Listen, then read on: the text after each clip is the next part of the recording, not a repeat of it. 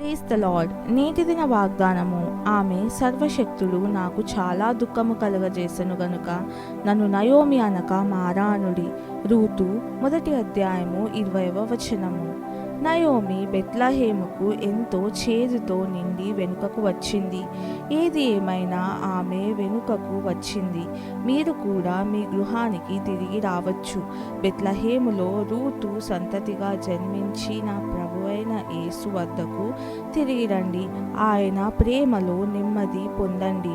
దేవుడు కొంతకాలంలోనే నయోమి యొక్క చేదును తొలగించి ఆయన ప్రణాళికానుసారమైన ఆనందంతో నింపాడు. ఆయన మీ చేదైన అనుభవాన్ని కూడా మార్చగలడు. ఆయన వద్దకు రండి. ప్రార్థన.